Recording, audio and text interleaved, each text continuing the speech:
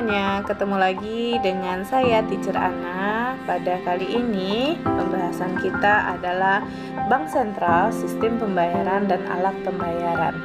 Nah, pada kali ini kita akan mendeskripsikan Bank Sentral, pengertian dari sistem pembayaran, apa peranan sistem pembayaran dalam perekonomian, peran Bank Indonesia dalam sistem pembayaran. Kemudian kita juga akan menjelaskan penyelenggaraan sistem pembayaran non-tunai oleh Bank Indonesia dan menjelaskan pengertian dan sejarah alat pembayaran non-tunai tersebut. Kemudian di samping itu kita juga akan membahas tentang fungsi, jenis, dan syarat uang, lalu mendeskripsikan unsur pengaman rupiah, serta nanti kita akan juga membahas tentang pengelolaan uang rupiah oleh Bank Indonesia, pengelolaan uang keuangan negara, dan menjelaskan alat pembayaran non-tunai yang ada di negara kita. Yang pertama, kita akan bahas tentang Bank Sentral. Bank Sentral adalah sebuah badan keuangan yang pada umumnya dimiliki pemerintah yang bertugas untuk mengatur kestabilan badan-badan keuangan serta menjamin agar kegiatan badan-badan keuangan tersebut dapat menciptakan tingkat kegiatan ekonomi yang tinggi dan stabil. Dalam kapasitasnya sebagai Bank Sentral, Bank Indonesia memiliki tujuan tunggal, yaitu mencapai dan memelihara kestabilan nilai rupiah. Nah, untuk mencapai tujuan tersebut, Bank Indonesia memiliki sejumlah tugas sebagai berikut. Yang pertama, menetapkan dan melaksanakan kebijakan moneter, dan yang kedua, mengatur dan menjaga kelancaran sistem pembayaran yang ada di Indonesia. Sebagai Bank Sentral, Bank Indonesia memiliki 5 peran utama dalam menjaga stabilitas sistem keuangan. Kelima peran itu adalah sebagai berikut. Yang pertama, Bank Indonesia memiliki tugas untuk menjaga stabilitas moneter antara lain melalui instrumen suku bunga dan operasi pasar terbuka. Yang kedua, melalui fungsinya dalam riset dan pemantauan, Bank Indonesia dapat mengakses informasi-informasi yang dinilai mengancam stabilitas keuangan. Sementara yang ketiga, Bank Indonesia memiliki fungsi sebagai jaring pengaman sistem keuangan melalui fungsi Bank Sentral sebagai leader of the last resort. Yang keempat, Bank Indonesia memiliki peran vital dalam menciptakan kinerja lembaga keuangan yang sehat, khususnya perbankan melalui mekanisme pengawasan dan regulasi. Yang terakhir, Bank Indonesia memiliki kewenangan untuk mengatur dan menjaga kelancaran sistem pembayaran. Pembahasan kita selanjutnya adalah sistem pembayaran. Sistem pembayaran merupakan suatu cara yang disepakati untuk mentransfer suatu nilai atau value antara pembeli dan penjual dalam suatu transaksi. Adapun komponen-komponen yang membentuk sistem pembayaran adalah sebagai berikut. Yang pertama adalah alat pembayaran itu sendiri, payment instrument. Yang kedua, sistem pembayaran yang memproses berbagai instrumen pembayaran. Yang ketiga, lembaga yang memproses sistem pembayaran. Dan yang keempat, ini adalah saluran pembayaran atau delivery channel. Resiko dalam sistem pembayaran yaitu resiko likuiditas, resiko kredit, dan resiko sistemik. Dalam sistem pembayaran, Bank Indonesia memiliki peran sebagai operator, regulator, dan pengguna sistem pembayaran. Lalu, apa sih peranan Bank Indonesia dalam sistem pembayaran? Bank Indonesia merupakan lembaga yang mengatur dan menjaga kelancaran sistem pembayaran yang kita singkat dengan SPN. Selain itu, Bank Indonesia juga memiliki wewenang memberikan persetujuan dan perizinan serta melakukan pengawasan atas sistem pembayaran nasional atau kita singkat dengan nama SPN.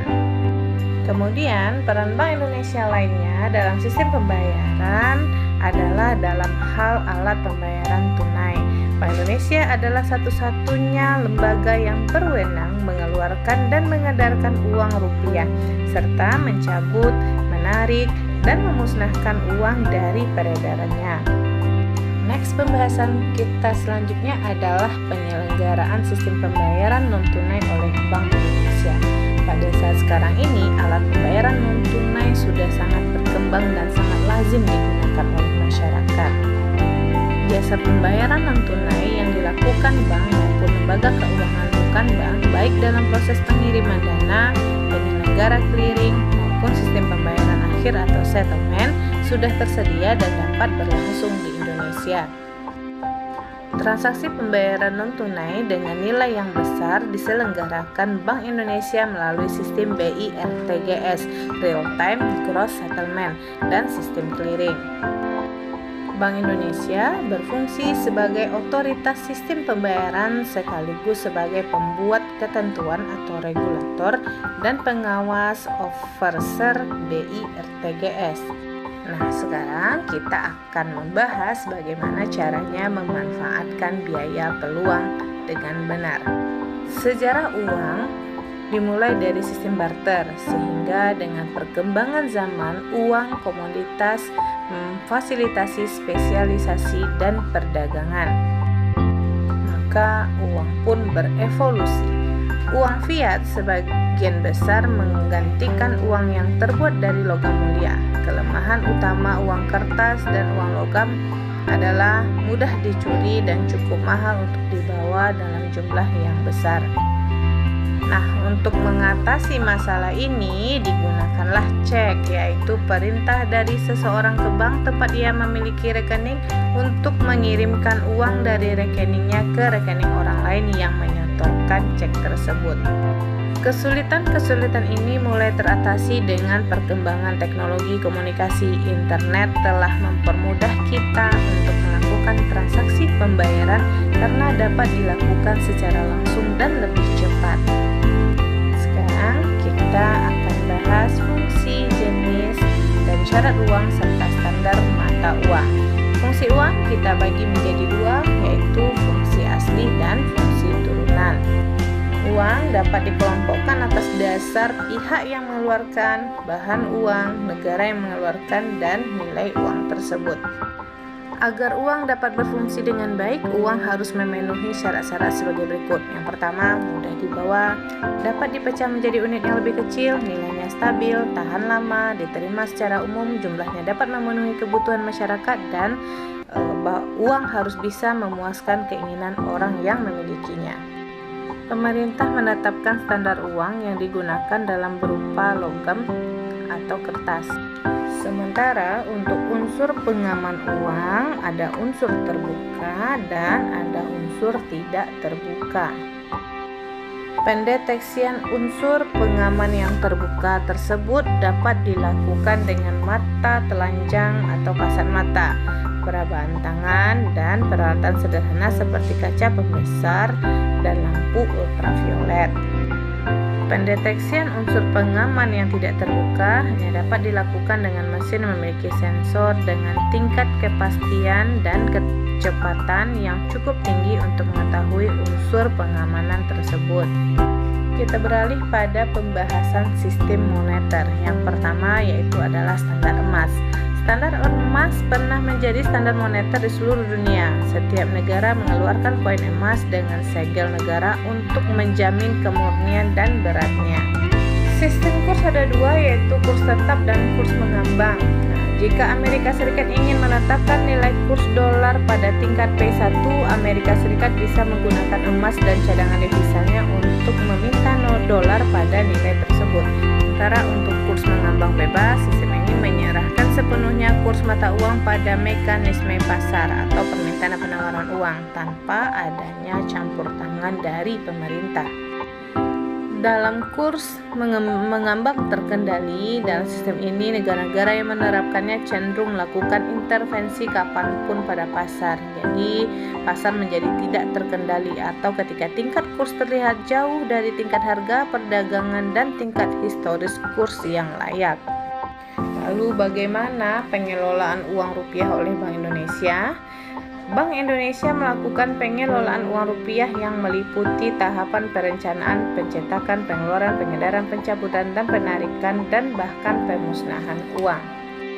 Bank Indonesia melakukan perencanaan dan penentuan jumlah uang rupiah yang dicetak dengan memperhatikan antara lain: 1. Asumsi tingkat inflasi, yang kedua pertumbuhan ekonomi, yang ketiga pecahan uang rupiah serta perkiraan jumlah yang akan dimusnahkan.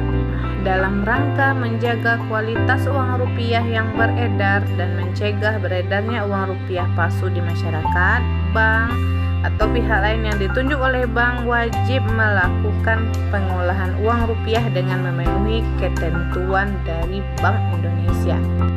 Dalam pengelolaan uang negara, Presiden sebagai kepala pemerintahan dan pemegang kekuasaan terhadap pengelolaan keuangan negara. APBN sebagai dasar dari pengelolaan keuangan negara diajukan pemerintah dan ditetapkan setiap tahun dengan undang-undang setelah mendapat persetujuan dari DPR. Dalam pengelolaan keuangan negara, kita akan mengenal dengan adanya BPK atau Badan Pengawas Keuangan. Dia ini berada untuk memeriksa pengelolaan dan bertanggung jawab tentang keuangan negara yang diadakan. Suatu badan pemeriksa keuangan yang bebas dan bersifat mandiri. Nah, sekarang kita bahas tentang alat pembayaran non-tunai. Alat pembayaran non-tunai merupakan metode pembayaran atas barang dan jasa yang tidak melibatkan pertukaran uang secara tunai. Berdasarkan aliran pembayarannya, alat-alat pembayaran non-tunai dapat dikelompokkan ke dalam alat pembayaran untuk kredit transfer dan alat pembayaran untuk debit transfer. Media pembayaran tunai kita bagi menjadi 3, yaitu berbasis kertas, berbasis elektronik, dan berbasis kartu.